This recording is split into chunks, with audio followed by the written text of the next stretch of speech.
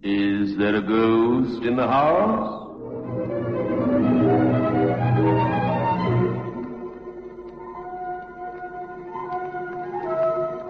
My story is called The Man in the Chair.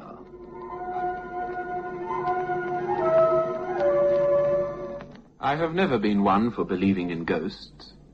I've heard people tell of having seen them, but I've never thought much of their tales. To begin with, the ghosts didn't do anything interesting. And secondly, I was puzzled to understand the reason for the reappearance of some quite unremarkable old character in ghostly form. It all seemed a bit futile. My grandmother swore that her house was haunted. It had belonged to an old bachelor for years, and grandmother insisted that the old man's ghost walked about the house just as he had walked about it in life. She'd heard him shuffling down the passage to the kitchen, she said, and she'd heard him messing about with the pots and pans and banging the cupboard doors. I found myself wondering, what was the point of the old man's coming back as a ghost? Just to walk up and down a passage and make a clatter with a few saucepan lids? It was unenterprising, to say the least of it. I must say that I never saw or heard the ghost, and it wasn't through lack of trying. I sat in the kitchen night after night, waiting for a glimpse of grandmother's pet apparition, but nary a thing did I see. And the irritating part of it all was that as soon as my back was turned, so to speak, grandmother heard the ghost at it hard and strong. If I missed a night, the ghost was sure to play up. Well, this summer, I decided to go on a walking tour. I've never liked the idea of a planned holiday. I just felt like wandering about the country with no destination in mind and not knowing where I'd spend the next night. After about a week of this sort of thing, I found myself following the course of a river towards the end of a beautiful afternoon of sunshine, breeze, and shower. The footpath along the bank led me to a white house standing at the top of a gentle rise, and the house looked so snug and comfortable in its pretty garden that I was taken with a strong desire to spend the night within its walls. I wondered if I dare ask the owners for a night's lodging. They might receive my suggestion with very little enthusiasm, I thought. But then I spotted a weathered old board nailed to a tree near the garden gate, on which was painted the word, "Teas." Well, well, if they served teas, I thought, they might go even further and serve me with a supper. And after supper they might find a bed for me.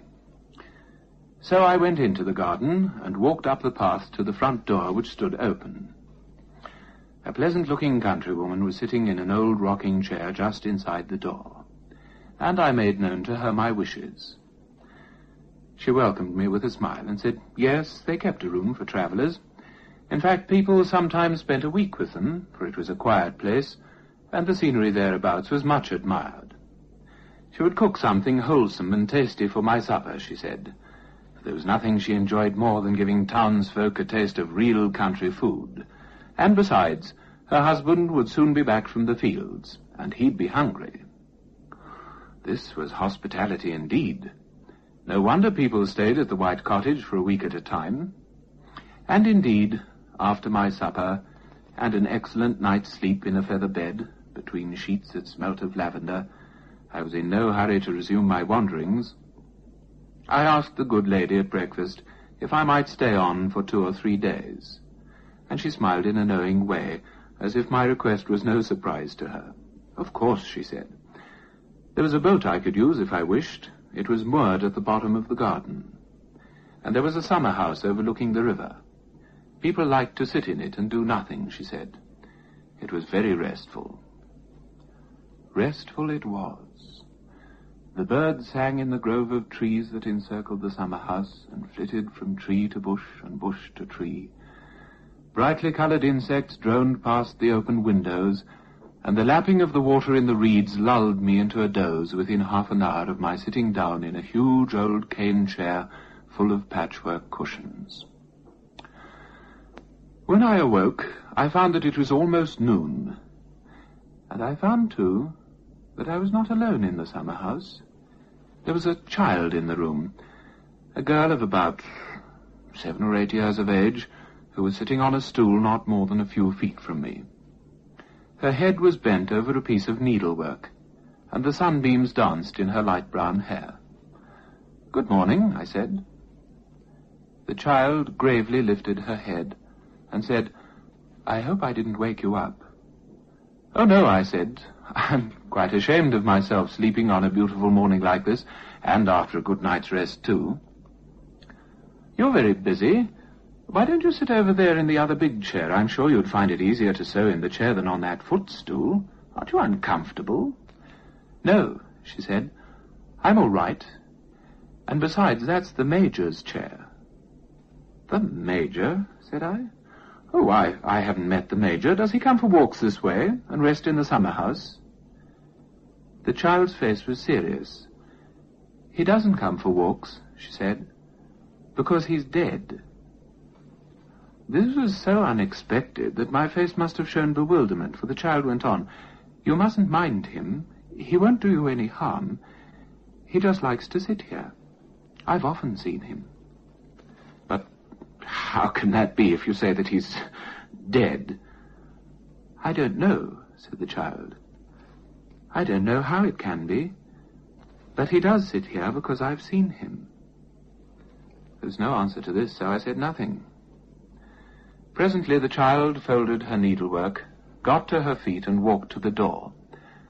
"I shan't be long," she said, and then she was through the door with one of those quick movements which children make when they're eager to be off doing something else, and I heard the sound of her little feet on the path of bricks which led to the back of the house. Strange mite of a child, I thought. A strange waif indeed. And I found myself looking at the other old chair in the room with a new interest, because of what she'd said about the Major. It was certainly a very old chair, older than the one in which I was sitting, and yet somehow it looked as if someone had recently been sitting in it. Who was this Major? What on earth had the child been getting at? That's the Major's chair. He doesn't come for walks because he's dead, but he likes to sit here. I closed my eyes. The sound of the lapping of the water below the windowsill was setting my head a-nodding again. In a couple of moments I'd have been off in another doze, when something opened my eyes. My fingers gripped the arms of the chair, and I felt a tingling in the palms of my hands. My body was suddenly rigid, my senses all alert. There was no doubt whatever of the fact that the other chair was now occupied, and not by any insubstantial form. No ghostly wraith was this, no transparency, no apparition. Here was a solid shape, a creature of flesh and blood, a man. I was too astonished to reason with myself as to how the man had got himself into the chair without entering the room by the door. I sat motionless, taking in the details of his appearance. A grizzled head lay back on the cushions of the chair, and the eyes in that head were staring out at the blue sky and the fluffy white clouds that floated above the trees. There was an expression of peace and contentment on the features of the old man, and as I watched him, the breeze ruffled his side whiskers and caught a stray wisp of hair that fell across his forehead. He was wearing a tunic of a dark green material, and his legs were thrust into jack boots. The leather was old, but polished again and again it must have been, for it gleamed with a rich ebony luster. The trousers were piped at the side, and the sleeves of the tunic were braided. Everything bespoke the military man.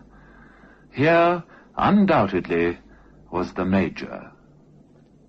But, and by now the shock of my first great surprise having worn off, my powers of reasoning were coming into play. How had he got here? What was he doing here, dressed in that costume of a bygone age? Why, he himself was no contemporary.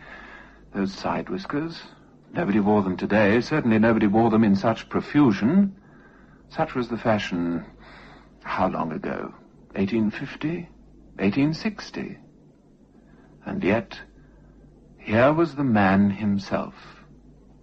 And I assure you that nobody could have mistaken the Major for a ghost.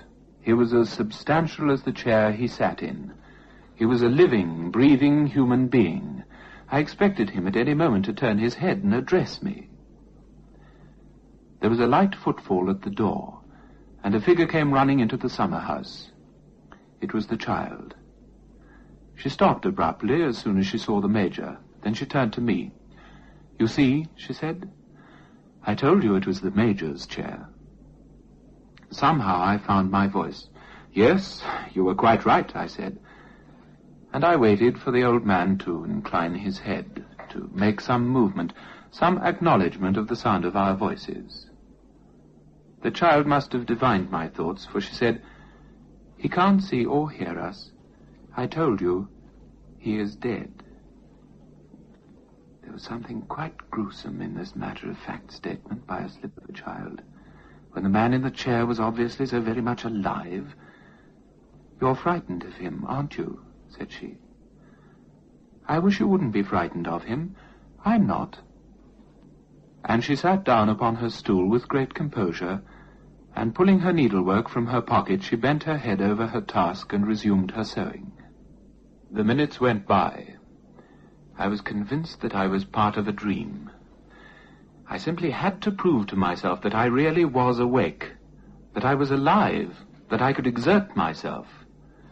So I got up. The child said nothing. I walked to the door. The child didn't look up from her work. The Major was still staring into space. I stepped out of the summer house into the sweet-scented garden and drew the fresh air into my lungs in great gulps. I was not dreaming then. I walked briskly through the garden to the door of the white cottage. The countrywoman was gathering sweet peas, and her arms were full of flowers. "Tell me," I said, "how was it that I didn't see your daughter last night?" "My daughter, sir? I have no daughter." "But the little one in the summer house, about 7 or 8 years old. Surely she's your daughter?" The woman looked at me with puzzled eyes. Then her expression changed and she laughed. "Oh, you've been having a nap down there, sir," she said. "You've been dreaming, that's what it is." "And the Major?" I said. "What of the Major?" "Major, sir?" Again those puzzled eyes. "It's all right," I said. I must have been dreaming." Her face cleared again. "There's a nice leg of lamb for your midday dinner, sir. I hope you'll be feeling hungry." "Yes, rather," I said. "Then I'll be picking a bit of mint for the sauce." She smiled and left me standing at the door. On an impulse, I ran back to the summer house. As I'd half expected, it was empty.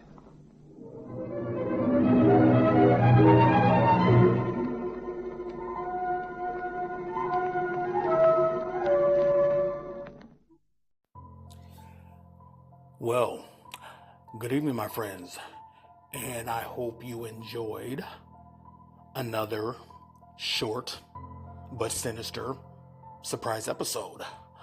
That was the radio play The Man in the Chair, and it came from a very obscure radio series called Is There a Ghost in the House?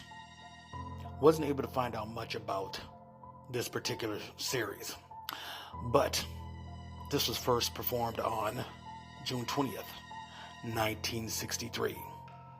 And my apologies for last week's surprise episode, Late Night Story, The Photograph.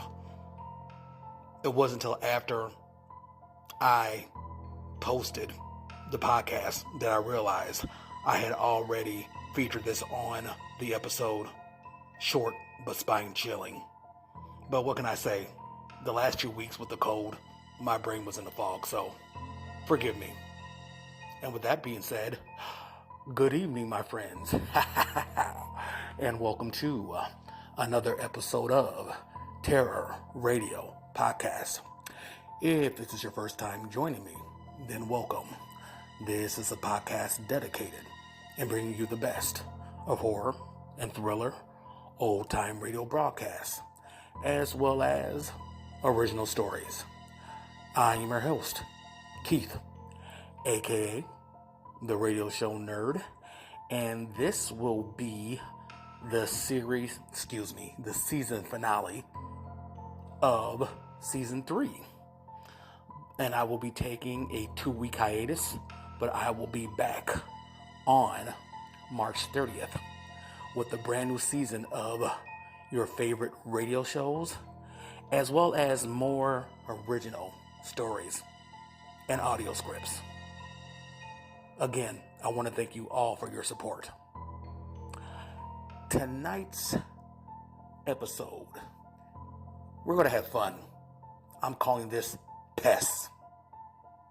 P-E-S-T-S. So, without further ado, this is Terror Radio.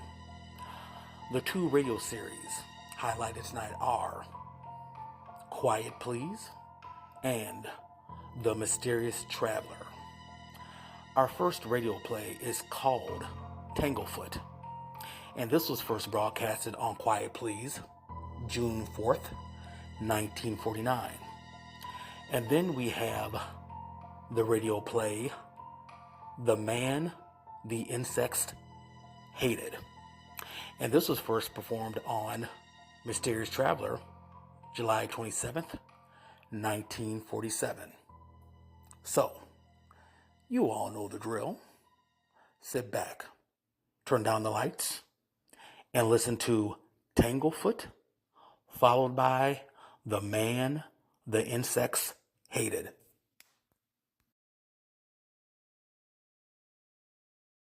Quiet, please. Quiet, please.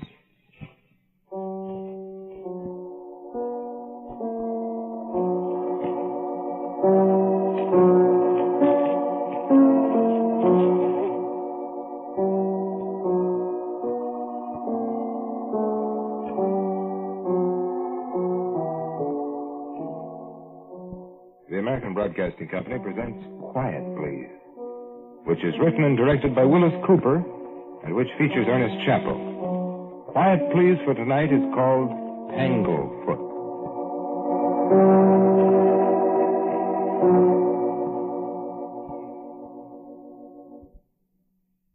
Back in the old days, when GI didn't mean general issue, it just meant galvanized iron, I used to be a plumber. There are no cracks about leaving tools in the shop when you go out on a job. Because if a plumber took along all the tools he's liable to need on a job he don't know nothing about till he gets there, he'd need one of those moving vans to tote him. Just the same, what you can do with a 14-inch Stilson wrench and a mitt full of oakum, you'd be surprised at. This place where I work, well, you ever smell a plumbing shop? And I tell you what you smell. Oakum first thing, like creosote. That's what you start with. Linseed oil, that's in the red lead you use on the joints and stuff. You smell a hot lead where the kids melting down scrap lead into little pigs you can put in your bag. Galvanized iron.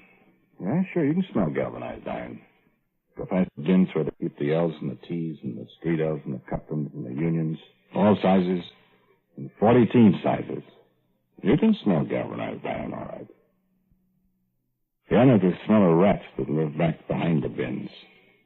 Gasoline burning in the blowtorches and the furnaces.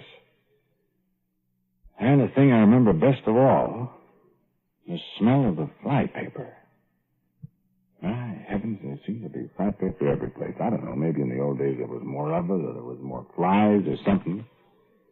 Seemed like every place you went, you run into flypaper. Remember that smell? Like varnish with sugar in it? Like taffy that got spoiled? Kind of a fascinating smell in a sicky way. Think about it and you kind of think, yeah, no wonder the flies liked this smell and went for it. Smell? Sure, flies can smell. They got smellers that'll make a bloodhound jealous if you know it. And the flies got lots of things.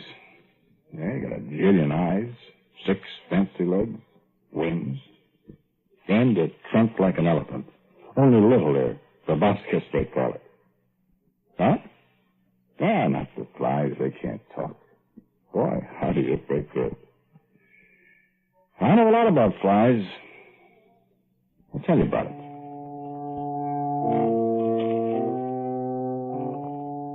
I can see it today.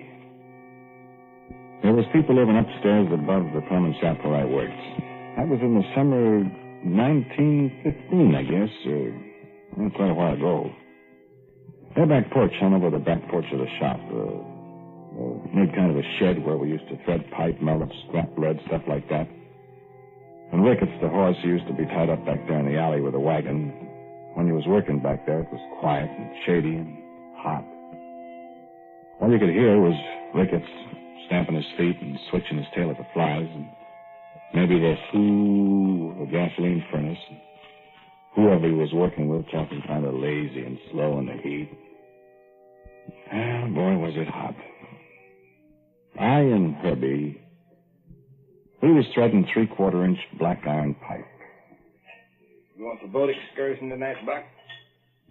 What boat excursion? Crawfish Club. The Percy Swing tonight. No, I thought it was tomorrow. No, tonight. Yeah, that's good enough. Get another length of pipe. Hot, ain't it? 91 tonight, I guess. In the shade. It's hot for old Ricketts out there in the sun. His head's in the shade. What's he hollering about? Flies, I guess. Should put the fly netting on him. Yeah. Look out, don't step in the fly paper. Fly paper every place. That Bert Kincaid, he's nuts about fly paper. Doggone stuff.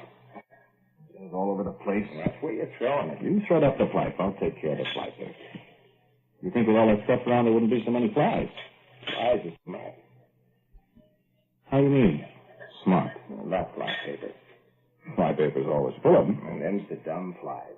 Smart ones look at it and smell it and fly away. Land on people, horses, take a bite. Live longer. I wonder how long flies live. I don't know. Too long. Any more lengths of pipe we ain't threaded? Good. I wonder what flies think about. Eating? That's what I'm thinking about. What time is it? Like that fancy new wristwatch of yours. Busted. That's pretty near noon. Gonna go home to eat? Want to go with me? I wasn't hinting. Heck, you wasn't. Well, No flies on you, Buck. Mom Mom makes some ice cream she left for me. The mom home? No, she went up to Peoria's this morning. P.A. Bedner's got a sale or something. Well, I could stop at Ruins and get some boiled ham or something. We could make sandwiches. Oh, we got some. Oh, I could get something, though, eating off you. Yeah. 12 o'clock. Let's go.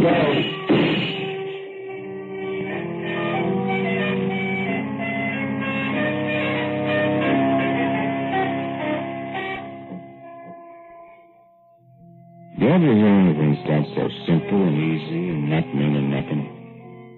That don't mean anything? Yeah, you get it in a minute. You get a lot of stuff you don't expect.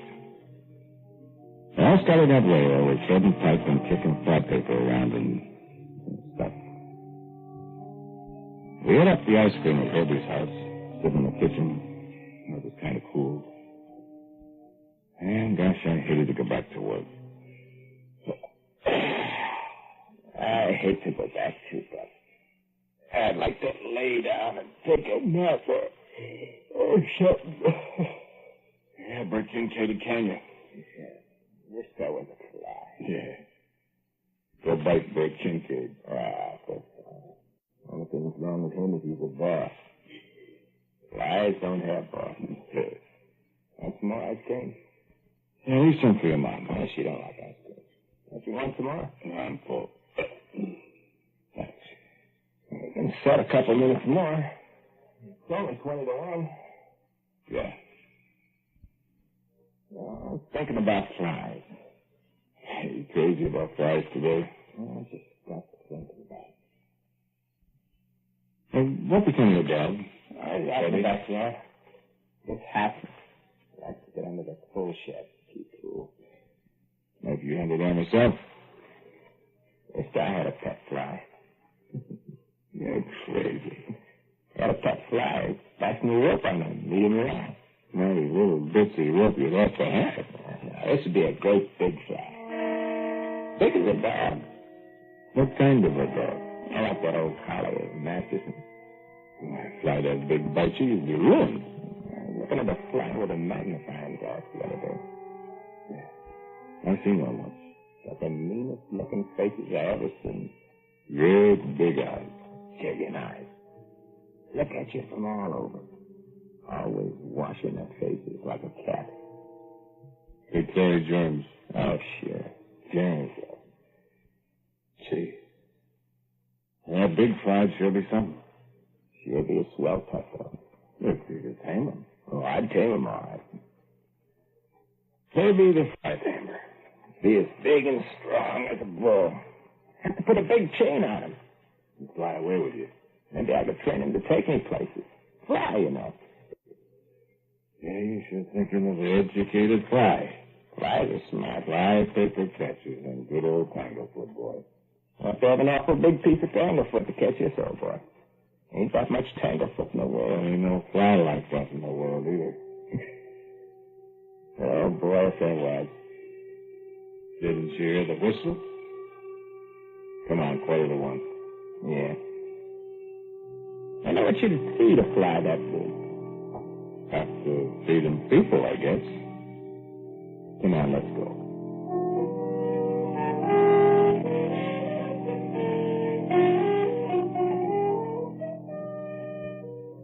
I remember it was pretty near 3-4 months later. It was just getting kind of the first days of fall, and people were starting to burn dry leaves along the curbstone.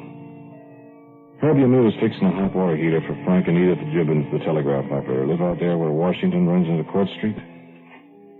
Kind of cool that day, I remember. Mrs. Gibbons, she was jawing at us because she said we were so slow. She wanted that hot water heater fixed right this minute. She wanted to take a bath before the chicken pie supper at Christian Church. She had to put the icing yet on 2 devil's food cakes, and would we please hurry up? She was all of a tizzy. Well, finally Henry come with the reducer tea we was waiting for. Mrs. Gibbons, she went out to the kitchen to look at the cakes, and don't go banging things around and make my cakes fall, she said. I said, yes, ma'am, for about the 40th time, and she shut the door. I laid down my ball-peen hammer. I said, whew. Me too. Why can't women leave you alone? Well, I get the union after her. She thinks she knows so much about plumbing. No, at least it's cool. What's the matter? Yeah, I got my elbow in the fly paper. My heavens, what she still got fly paper around for? Here, let me do it. Oh, gotta take off the skin, too. Yeah, squirt me some gasoline on it. I got guck all over me. Ain't been any flies for 3 weeks. Any more gasoline? I know where there's a fly. Huh? I know where there's a fly. Well, why don't you swat him? Well, 2 reasons. First, I kind of like this fly. Like him? Raised him from a pup. Herbie. Raised a fly from a pup? Second thing is, you want to swap this fly, you better have a baseball bat. What? This here fly is 8 inches long. Huh? Hand me the red lead. How big? Maybe 9. Where you going? Miss Gibbons. What are you calling her for? Miss Gibbons, call up the asylum. Herbie Butterworth is seeing flies 9 inches long.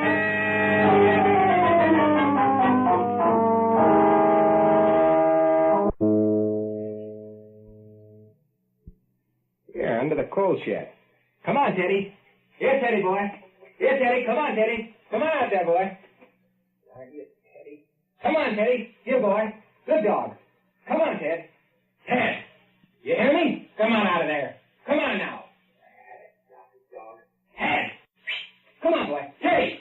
He's asleep, maybe. What, with me hollering that way? Well, maybe he ain't there. Maybe he's up. There's 2, I can see him. He's laying down in there. Here, Teddy. Here, Teddy. Well, reach in and pull him out.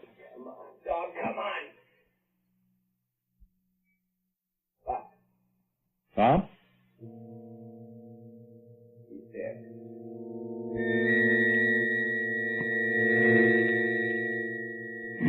seen anybody. Anything, I mean, that a fly killed.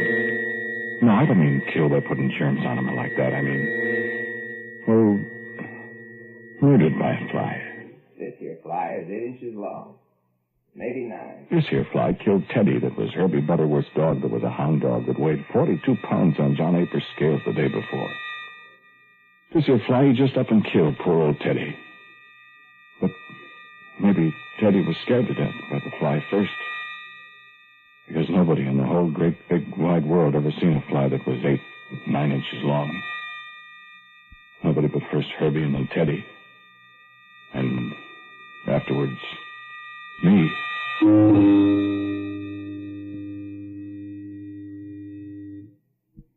I ain't found him yet. Maybe he got froze to death.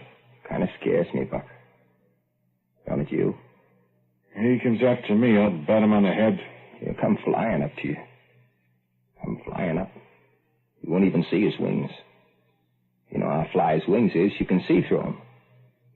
Maybe he's froze to death. Flies can't stand cold weather. They die. They don't always die. Sometimes they go into, what is it, a coma? When they get warm, they come to again. And then they're hungry. Well, I think he's dead. Because we ain't heard about anybody croaking, with a mystery. Not since Teddy. Hey, I can still see that dog. Try not thinking about Teddy. Maybe you ought to leave some fly paper around. Big hunks of fly paper. I got fly paper all around the coal bin there where he was. Heavy enough? It don't have to be so heavy. He lands on a hunk of Tanglefoot. It'll get all stuck to the hair. And hair? Hair on his legs. Flies got hair on their legs. Real hair? More like bristles, like spikes, kind of. He get fly paper stuck in his legs, his wings. He ain't gonna go skidding around much. Maybe he's dead. Sure hope not. Hope not? Well, I kind of liked him. Till he ate up Teddy. I'd be just as satisfied if I never get to see him. It must be quite a sight, though. Like looking at a fly through a magnifying glass. Sure glad he only got to be 8, 9 inches long. Hate to lose him. I could put him in a circus or a sideshow or something. Make $1 jillion. Take him up to Chicago. People would come from miles around. To a zoo, just about. A museum like that one. Where is it, New York? Yeah, he was quite a thing. He used to eat mice. I went and caught mice and let him have them. I want to see what he'd do to a dead mouse. Oh, thank you kindly. I seen what he'd done to Teddy. How'd you get him so big, Herbie? Huh? Secret, Buck. That's so?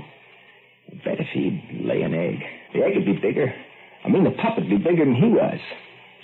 Fly egg. Bigger than a hen's egg it'd be. Bigger than maybe a turkey egg. Maybe he's dead. Yeah. He comes after me. I'm going to shoot him. My old 12. Oh, you couldn't hit a balloon with a bull fiddle. You hit him all right. Hello, Louise. How'd you do? Hey, who's that, Buck? I don't know. Just moved to town from someplace in Ohio, Iowa, someplace. Louise. Louise McKinney, something like that. Where'd you know her? Met her at Empire Hall, that dance the other night. What dance? Social Athletic Club? Uh-huh. Well, night.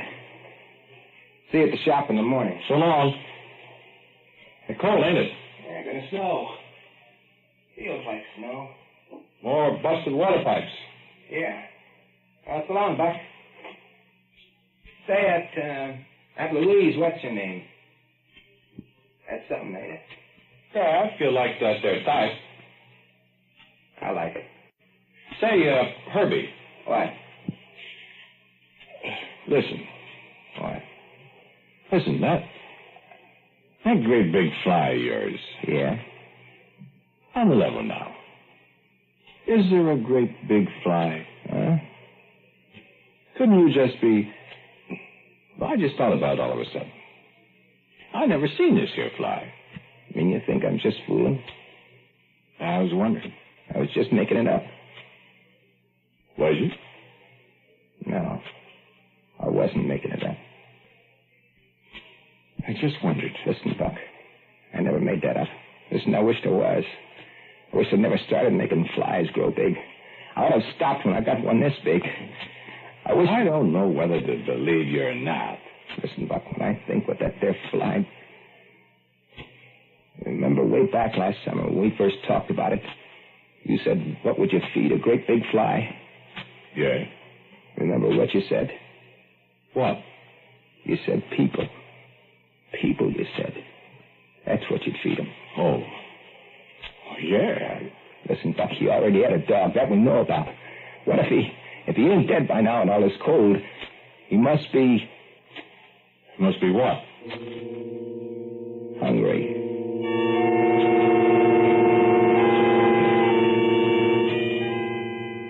December 1915. Yeah, 76543, the 3rd, the night Herbie and me talked like I told you. I remember because on the 7th, the Boy Scouts had a movie at the Capitol Theater. It used to be the Standard Theater. And there was a kid with a bugle blowing it out front. That was the 7th. That was the night Bert Kincaid phoned me up from the shop, and Mayor Watson came over from kind of next door and told me Bert was calling me. And I went over. Bert, he said, you and Herbie Butterworth go right away to these people, these McKinleys or McKinleys or McKinneys, whichever it was, because their friend or something was wrong with it, and they was hollering they was freezing. And I should go right on over, and Herbie would meet me there. He was already on the way with the rickets and the wagon and the tools. So I said, all right, and I went home and put on my overshoes and my army sweater, and I went over there. See, the place is only 2 doors away from where Herbie lived, there by the Garfield School. And that's why he was there already, see? I never even bothered to knock on the door. I just went around to the cellar door with my Coleman lantern, and I come on down, and Herbie was there already sitting on the cellar steps, so I just about fell over him, and not looking very happy. Say, I said, I thought there was freezing to death here in this house with a busted furnace. It's not cold down here. It's warm, I said. I fixed it. Huh? I fixed the furnace. The valve was corroded, and I put a new one on. I fired up. It's all right. Well, what you sitting on the cellar stairs for, then, if it's all fixed? What you sitting around here for? Well, What are you looking so crabby about? Anybody ought to be crabby? It's me. I walked halfway across town. I'm about... What you so crabby about? Huh? She's down here. Who? Louise, you know, the McKinley gal, or whatever her name is. Where? Oh. That's why I ain't welcome. Two's company, three's... Shut up. Gonna make some time, huh? Shut up. She'll hear you. Where is she? I went back there in the preserve closet. What for? Going to bring you a jar of apple butter? The old man makes elderberry wine. He got some bottles back there he bought from Ohio or Iowa or whatever it is. 3 years old. I sure like elderberry wine.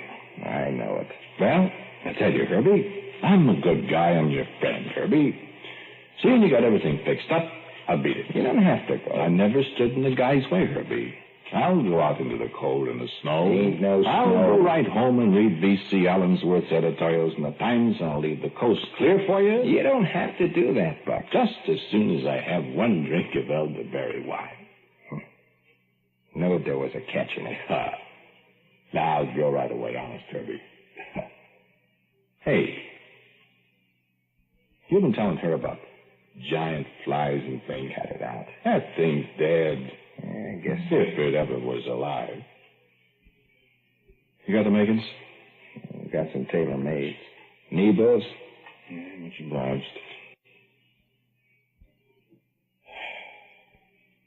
Ain't you smoking? Nah. What's she doing, making that wine? The man probably hid it for herself. You give her a good smacking if you found she spoke. Probably give you a good smacking, too. Why'd you yell at her? The folks will hear upstairs. Louise. Shut up. Hey, Louise, shut up, Buck. Come on, let's go help her. Nix. Louise, you want some help? Buck, the people will hear you. In here? Hey, Louise. I thought maybe you needed some... Louise? Louise? Buck, what's that? Herbie. What's the matter, Buck? Buck, what's that? Louise.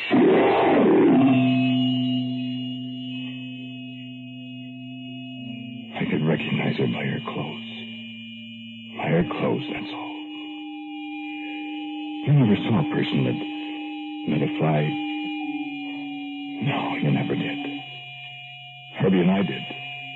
A big, not 8-9 inches long now, down in the hot, stuffy cellar. 2 feet long. And fat and kind of logy it was, dopey, like after you had a big dinner. And Louise, Herbie, he fainted, and I...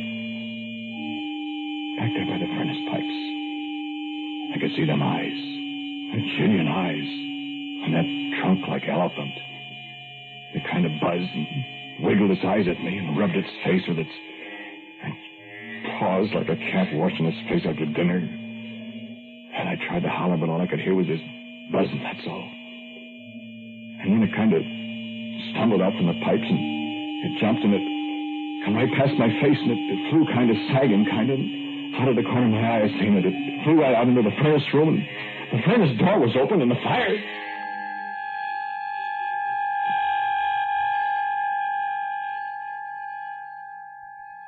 You don't want to hear anymore, huh? Well, there's only a little bit more. You've come this far with me, so... Well, they put us both, Herbie and me, in jail. They said we murdered Louise, but nobody could murder anybody like that. And there wasn't any other evidence, so... See, the fly was dead. Disappeared, and there wasn't anything to go on. So they had to let us go. That's pretty near the whole story. Ain't it, Herbie? The egg? Oh, sure, I pretty near forgot about that egg. And about the egg. Bigger than a hen's egg. Big's a turkey egg.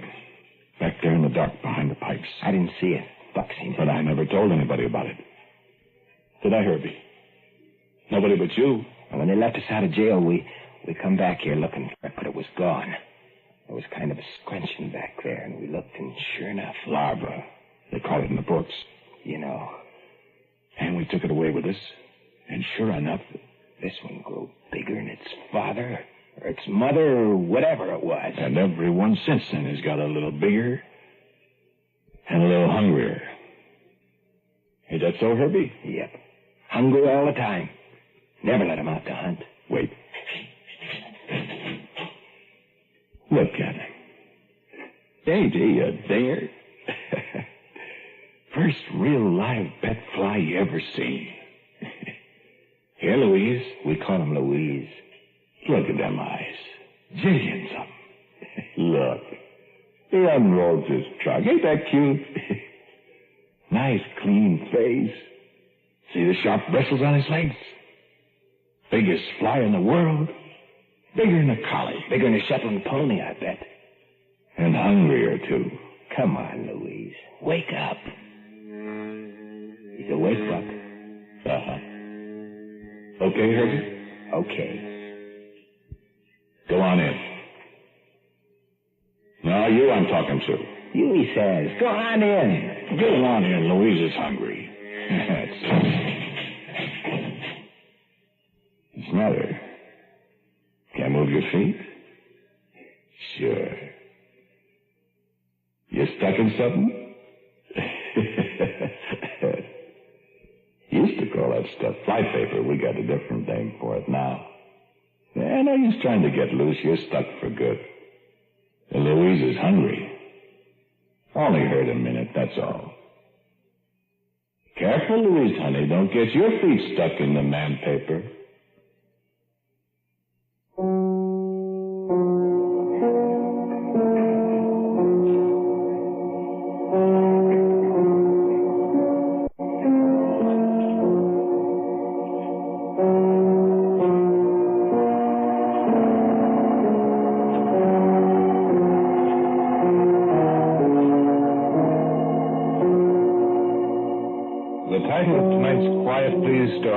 Tanglefoot.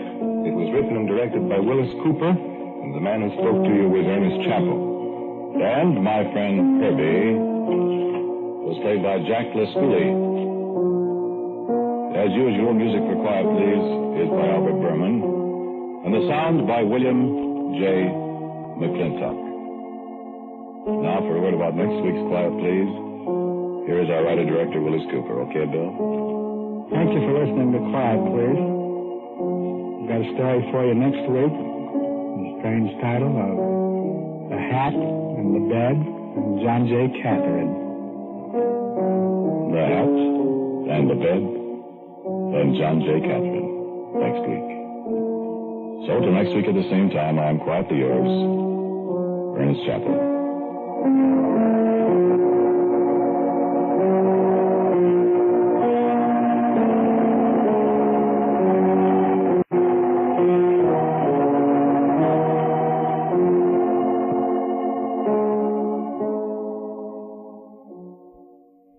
This is ABC, the American Broadcasting Company.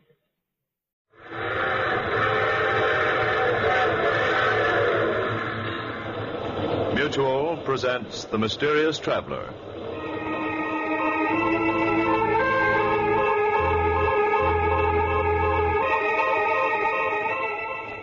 This is The Mysterious Traveler, inviting you to join me on another journey into the realm of the strange and the terrifying.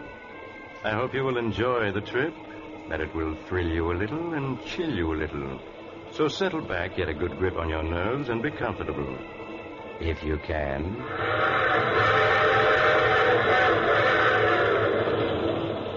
It's the end of July and rather warm, isn't it? There's probably an insect or two buzzing around in your living room right this moment, or banging against your screen trying to get in. Before we go any further, you better get rid of it. If you do, you'll breathe easier as you hear the unusual story I have for you today. The story I call The Man the Insects Hated.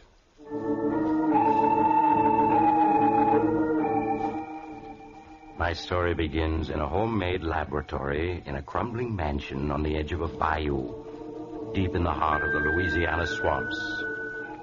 Outside, the air is filled with the strident hum and buzz of insects, uncounted swarms of them crawling and hopping and flying in the hot, lush atmosphere.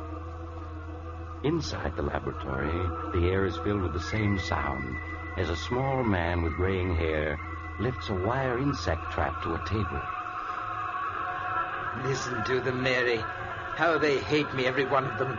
The flies, the bees, the hornets, the beetles, the locusts, the spiders, they all hate me. Oh, John, they don't hate you. They're just bugs. They can't hate you. Yes, but listen to them hum and buzz when I come near. They know me. And the reason they're so upset is that they know that we're enemies. And that I'm going to destroy them. Destroy them utterly.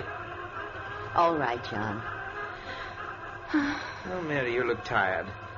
This life we've been leading the last few months, it's very dreary for you, isn't it? It's all right, John. It doesn't matter. Oh, but it does. These swamps, they must seem like the last outpost of creation to you. You always did love the city and the lights, the movement, the gaiety. I'm all right. You mustn't worry about me. It's such a struggle. If we had someone to help us, it would be easier. But no one will come out here and work for us. Yes, I know, my darling. Believe me, I do. But it's only for a little while. Soon we'll be rich. I promise it. All right, John. I'll be patient. You do believe me, Mary. You know that I'm on the verge of success now, don't you? That last formula, you saw how quickly it killed every insect in the cage? Yes, I know. It was wonderful, John. Yes, and you know yourself what it'll mean to the world. The perfect insect killer, something much better than DDT. Why, it will be tremendous. It will make the worst jungle livable. It will cut down disease and increase the crops and... There's someone at the door. Yes. It's very odd. I wonder who it could be. I'll see. Perhaps it's Dr. Guernsey or Mr. Conway, the druggist. They promised to call. Good morning. Is Professor Hanson in? Why, yes, he is. Come in quickly. There's so many flies.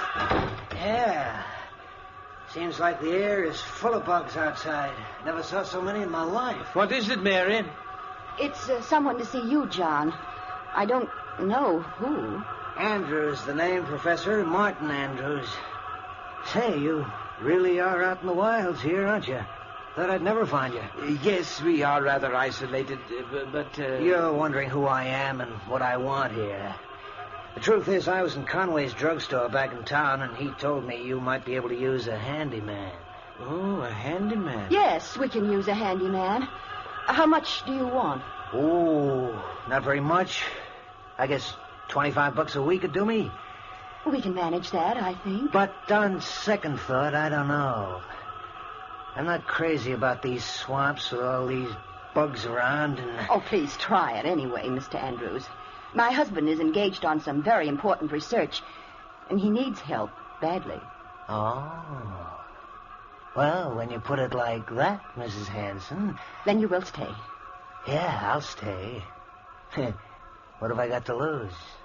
Maybe I'll like it better than I thought at first. Excellent, Mr. Andrews, excellent. Oh, just call me Martin, Professor. Yes, Martin, yes. Now, there are a lot of details that you can help me with. Now, take this watch. And Lunch will be ready in a minute. Oh, yes, my dear, yes. Take this watch, Martin, and you see this wire trap full of insects?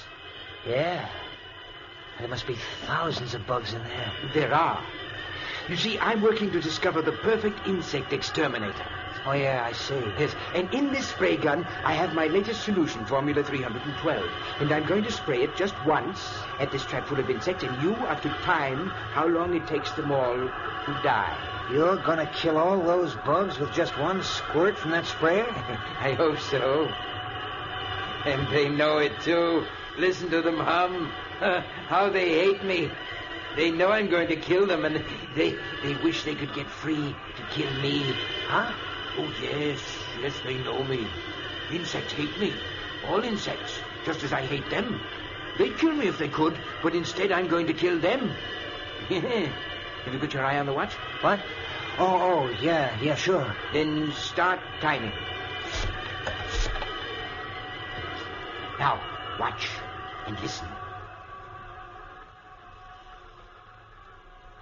Say, that stuff really mows them down, Professor. Yes, they're dying now. A few of them are still trying to crawl around, but there they go. Now, how long did it take? 29 seconds. It's good, but not quite good enough. But I'm sure I'm on the right track. Lunch is ready, John. Oh, yes, my dear, yes, we're coming. Well, Martin, do you think you're going to like working here, helping me develop my new insect killer? Yes, sir, Professor. I've got an idea it's going to be a lot more interesting here than I ever imagined.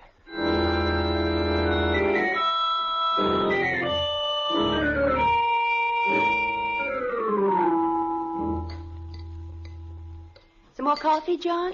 Thank you, my dear. No, I want to go back to the lab to try a new formula. And while I'm mixing it, why don't you show Martin around the place? Why, That's a swell idea, Professor. I'd like to get wise to just what you're doing here. But I'm sure that John could show you around and explain everything better than I could. No, not at all, Mary. And besides, you know how I feel about going outdoors. Well, all right, John. If you want me to. Fine. I'll get started on the new mixture right away, and when you're through, I'll have something for you to do, Martin. Okay, Professor. Well, Mrs. Hanson, I'll be obliged to you if you'll give me the lowdown on everything. Well, all right, Martin. There are things that you really should know.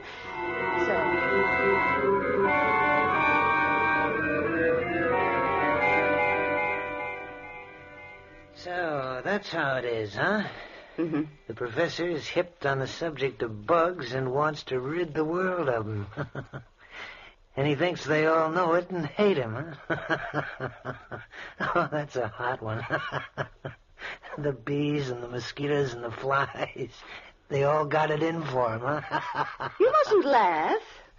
I know it's a strange quirk of his mind, but it's a harmless one. And you must pretend not to notice anything odd about it. Okay, Mrs. Hanson, if you say so. You see, when he was a small boy, my husband was almost stung to death by a swarm of bees. That brought on his peculiar hatred of all insects and his belief that they hate him. Sure, I can see how that'd be. And that's the reason why all his life he's been experimenting to find the perfect insect exterminator. It's screwy, but if he does find this perfect bug killer, it'll pay off big. Oh, he will find it. I'm sure of it. That's why I'm willing... I'm sure he will. You were going to say that's why you're willing to stay here in this swamp, because you think he'll find this bug killer and make a lot of money from it, huh? Well, that's the truth, ain't it, Mrs. Hanson? You're being impertinent. The first time I looked at you, I could see you weren't meant for a life like this. You were meant for pretty clothes and soft music, dancing, fun. Not for rotting away in a swamp that's only fit for bugs. You mustn't talk like that. I've got to go back to the house. No, not yet. Listen, the minute I stepped inside that house, I knew you were eating your heart out all for fun and people and pretty things. I don't know what you're talking about. Let go of my wrist. Not yet. Listen, I'm no handyman. I know how to make money when I want to. It's just good luck that brought me here, my good luck. There's meant to be something between us. I knew that the second you opened the door this morning. You're crazy.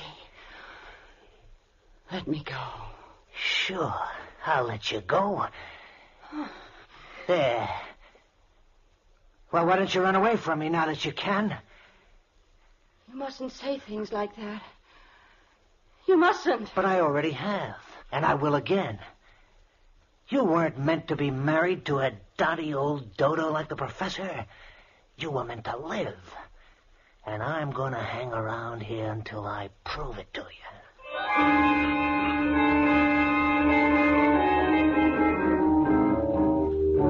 And so Martin Andrews joined the strange household in the swamps, the household where Professor Hansen plotted death for the insect world. Mary suggested to him that it had been a mistake to hire Martin so hastily without investigating his background. But her husband pooh-poohed her arguments, and she was silent, knowing she could not explain that she was both frightened and fascinated by a man whom she'd seen for the first time that day. So Martin stayed, and in the days that followed, Professor Hansen found him invaluable. With his help, the work went much more quickly. And daily, as the work progressed, the number of insects swarming about the house increased, buzzing and humming ominously as though news of the professor's success was spreading throughout the whole swamp. Then one morning in the laboratory... Time, Martin. Exactly 15 seconds, Professor. 15 seconds and every insect in the trap is dead. We've done it, Martin. Mary! Yes, John. What is it? Mary, we've done it. At last I found the formula that will kill any insect known almost instantly. Oh, John. Oh, I'm so glad. Yes, Formula 397. See, here it is. Just a few marks on this piece of paper. But it's man's final victory over the insect world. Ha! Listen to the bugs outside hum, Professor. Yes. They sound almost like they knew what you'd done. Oh, yes, they do know. But they're helpless. They're beaten and they know it. Yes. Now, I've got to write a note to Dr. Guernsey and Mr. Conway. Martin, wait here for me. Yeah, sure, Professor. Martin, what are you doing with that formula? Just putting it in my pocket where it'll be safe. You know how the professor is, always losing things. Give it to me, please. I'll take care of it. No, I think I'd better hold on to it. But I have something else for you. No. Let me go. Let go of me. Ever since that first day. And I've been waiting till you know as well as I do that we were meant for each other. You mustn't say such things. You do know it, don't you? No. Maybe this will convince you.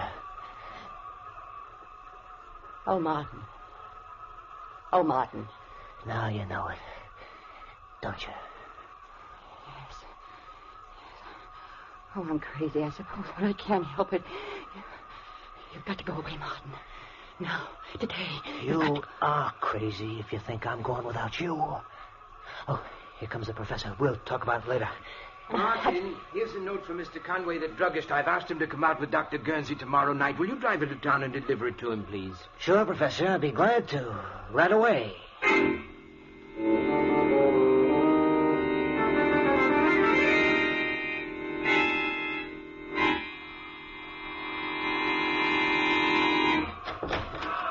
Come in, Martin, quickly. Oh, my, your clothes are covered with insects. Here, stand still a minute. I'll get rid of them. There. It takes care of that. How in the world did so many get on you? When I got out to open the garage door, they were crawling all over it. They dropped onto me. I couldn't knock them off. John! Oh, John! Yes, Mary? John, there are ants in the kitchen. A whole swarm of giant black ants. They're monsters. Giant ants in the kitchen. How did they get in? I don't know, but they're there. And more coming all the time. Well, never mind. We'll take care of them. Come on, Martin. Bring the spray gun. Right. They mustn't get into the house. I won't let them. They want to get at me, but they're not going to. There they are, John. All over the floor. There's giant ants. The floor's black with them. And look at them come this way toward me. They know who I am. Quick, Martin. Use the spray. Yes, Professor. This'll fix them. Look at them turn up their toes. Yes. That finishes them. But how in the world did they get in? I thought I'd made this house insect-proof. Here are some more, coming through this hole in the woodwork. I'll take care of them. Now I'll plug up the hole. No more will come in that way. They're such big ants. I've never seen any that big before. And they were after me, but we've taught them a lesson. Professor, you've almost convinced me you're right. About the bugs hating you, I mean. What are you saying? It's the truth. You never saw so many bugs in your life as there are outside right now. When I got back from town, I could hardly see the house for the beetles and the flies and the hornets that are buzzing around it. And a couple of times the car ran over columns of ants so thick I thought they were going to clog the wheels. Columns heading this way. Is that so? I must go over to the window and see for myself. Yes, good heavens, the screen is so covered with insects I can't see out. I'll give them a dose of your bug killer. That'll make them move on. There. That cleared them off. Now, take a look outside, Professor. Did you ever see anything like that in your life? Oh! Good Lord, the sky is black with insects. Look at that swarm over the trees. Flying beetles, wasps, bees, locusts. I can't identify them all. Yeah, and just listen to them. Listen to that song of hate. Don't say that. It's just a natural phenomenon. These swamps breed insects by the millions. Yeah, I know. And every one of those millions is headed right for this spot. But that's ridiculous. No, it's not. All the way to town, I didn't see a single bug. Because they're all gathered right around here, right around this house. You mustn't say that. He's right. They know what's happening here, and they want to stop me. No, John, no. If you want my advice, the thing to do is make up all the Formula 397 we can. If those bugs ever get into this house, we're gonna need it.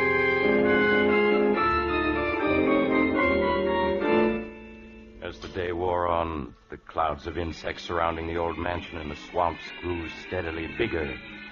At times, the house was almost hidden by the black swarms of tiny creatures flying and crawling over it, as if they really were trying to force their way inside. But only a few did get into the house through unnoticed cracks. But as night came on... John. Yes? John, the lights won't go on. They won't? No, look. A fuse must have blown out. I'll go take a look, Professor. I have the flashlight. Thank you, Martin. I'll only be a minute. Listen to them, Mary. Listen to them swarming about the house, beating against the screens, trying to get in at me. Oh, John, they're just insects. They don't hate you. They don't? Eh? Well, then where have they come from? Why are they surrounding this house? Answer me that. Oh, I don't know. Martin agrees with me. He said so this afternoon. You mustn't pay any attention to Martin. Listen to them. If they could get in, we'd be dead in 15 minutes. There's death we hear humming and buzzing out there, Mary. Professor! Professor! Yes, what is it? Did you find the trouble? Yes, it's in the switch box, all right. All the fuses are blown out. All of them? But how? The switch box is full of little beetles. I don't know where they came from, but they caused a short circuit that blew out all the fuses. They did it on purpose. Oh, John! Well, anyway, we'll be using candles tonight. And there's another thing. What, Martin? The cellar is full of little white ants. I couldn't find out where they're coming from. White ants? Not ants, Martin. Those are termites. Well, termites, then. They're all over everything. Termites? They can eat their way through wood. They can eat holes that the other insects can enter through. Yeah. That's right, isn't it? Martin, come on. Get 2 insect sprays. We've got to get down there and destroy them before they destroy us.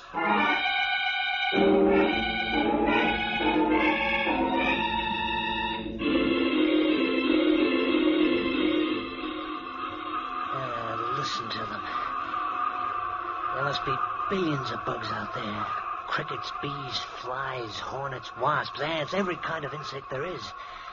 It's a good thing you put tight screens on this house. John! What is it, Mary? I thought I felt the house shake then. Don't let your imagination get you. I didn't feel anything. No. You must keep control of your nerves. I suppose I imagined it then. Oh, John, it's almost midnight. Are they ever going to go away? Maybe not. If the professor's right and they're after him, they'll just hang around until we starve to death. Or until they get in and finish us off. Oh, Martin, stop it. Martin is right. We've used up all the Formula 397, and if they ever do get into the house, we're doomed. I was just thinking that myself. We have got to get help. Go out of the house? Yes. Oh, no, John. Not all of us. But maybe if I were to take the car and make a dash for town, they might follow me.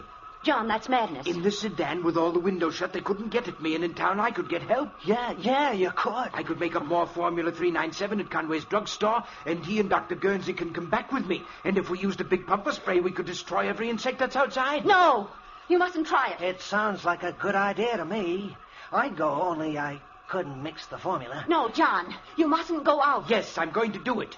If those ants ever get at the car, they'd cut the tires to shreds, and then we would be at their mercy. I've got to go for help while I can. Then let's all go. We can all get in the car. It'd be safer to stay here. This house will hold them off for a good while yet. I think the professor's scheme is the best. All right, Martin. Now, I'll get ready. And then you come downstairs and help me with the garage doors. And you're going to have to open and shut them awfully fast when I take the car out.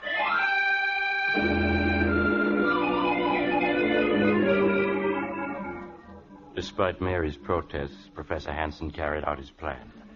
With the car tightly closed, the motor racing, Martin flung open the garage doors. The car shot out into the night, the headlights showing great swarms of flying insects in its path. Then Martin swiftly closed and bolted the door again and hurried upstairs. Well, he's gone. Oh, why did you let him go? That ought to be obvious. What do you mean? I didn't let him go. I made him go. I put the whole idea in his mind so he'd go off and leave us alone here. Oh, no. Sure I did. I'm a bright boy. From now on, it's going to be just you and me and fun. What are you saying? John isn't going to come back from his little trip to town. I don't understand. No, I'll make it simple. In the first place, all those bugs outside don't mean a thing. When I was in town this morning, Conway the druggist told me it happens out here every 7 years or so. There's something about the way the wind blows that makes millions of bugs come out of the swamp to swarm around this house in certain years. Oh, but then why did you pretend to believe John when he said it was because they were after him? Just so as he'd go to town for help. Those bugs are harmless. As soon as the wind shifts, they'll be gone. But then... Right this minute, John's driving to town as fast as he can go. And any second now, the steering gear is going to bust. Martin. No. Yes, baby, because I fixed it to. And when that steering wheel goes, it'll be curtains for John. The car'll hit a tree, and you'll be free to marry me. We'll have Formula 397 and all the dough it'll bring in. That's murder. No, it isn't murder. It's being smart. You've murdered John. And I'm guilty, too, because I didn't make him send you away. Oh, you never really wanted me to go. I ought to loathe you. And myself, too, but I... But you don't. No, Martin, I don't. That's more like it, baby. We'll always be together. Always. Forever, Martin. Martin! Huh? Something's happening. What? The house. It's shaking. Oh, gotta get out of here. The house is caving in. Mary, quick. Grab hold of me. Come on now before... Look out!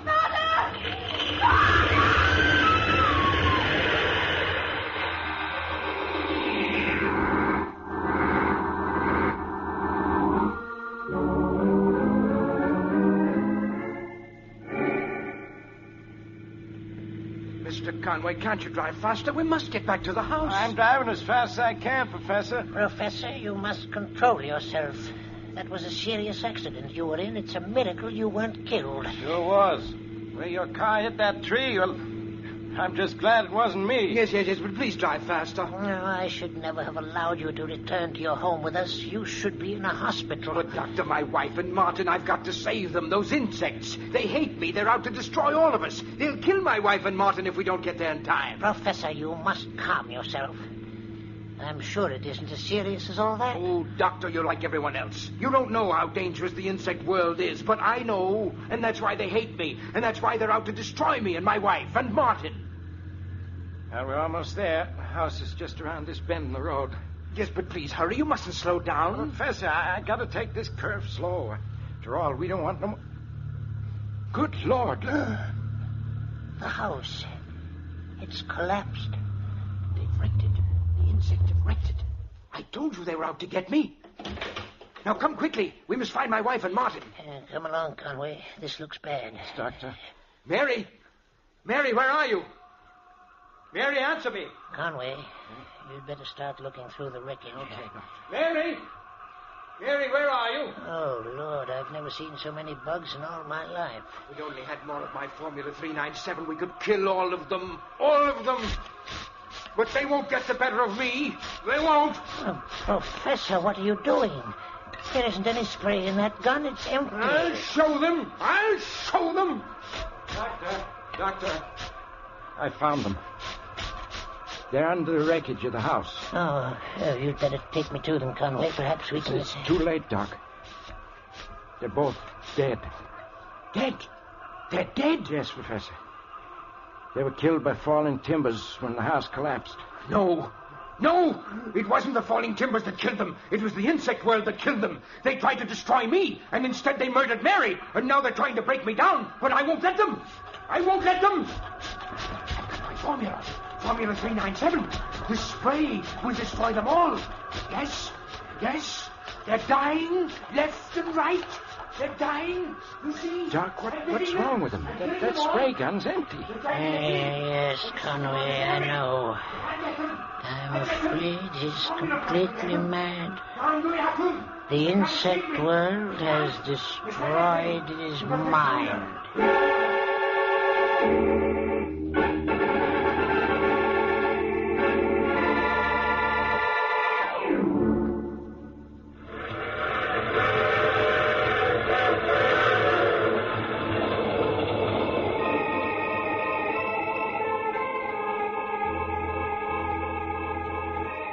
This is the mysterious traveler again. And how did you enjoy our visit with the man the insects hated? Too bad about poor Professor Hansen, wasn't it? Yes, they found he'd gone completely mad, and in his madness had completely forgotten his newly discovered Formula 397, which would destroy all insects. Oh, what happened to the copy of the formula which Martin had stolen? Well, strangely enough, when Martin's body was removed from the wreckage, the formula was not in his pockets. Some people say that the insects... Oh, you have to get off here. I'm sorry. But I'm sure we'll meet again. I take this same train every week at this same time.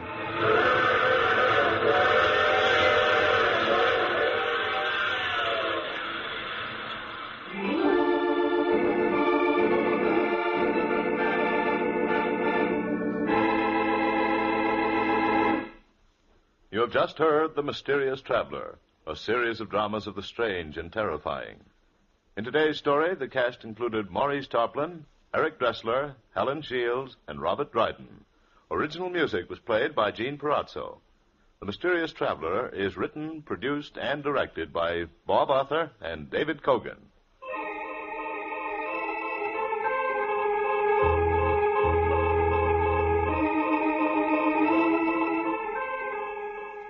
Listen next week to a tale titled I Dream of Dying.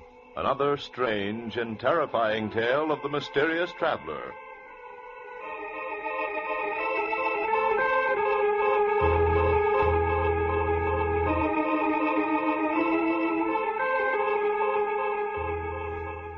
The Mysterious Traveler has come to you from our New York studios. Carl Caruso speaking.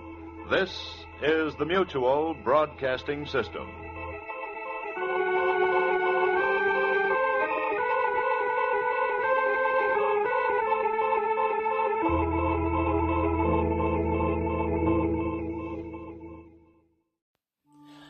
Well, that's the show for tonight. I want to thank you all for listening. And remember, you can find me on Facebook at facebook.com/terror1970, or you can find me on Instagram at Radio Show Nerd, or on Twitter at Radio Show Nerd 1. And if you want to drop me a line, say hello, make a request, a suggestion, even a critique, please feel free to email me at radioshownerd@gmail.com. Again, this is the series. I always want to say series. This is the season finale. I will be back on March 30th with a brand new exciting season. I will still continue to post new videos on my YouTube page on Saturday for my segment, Sinister Saturday. Please check it out. Subscribe, like the videos. Highly appreciated.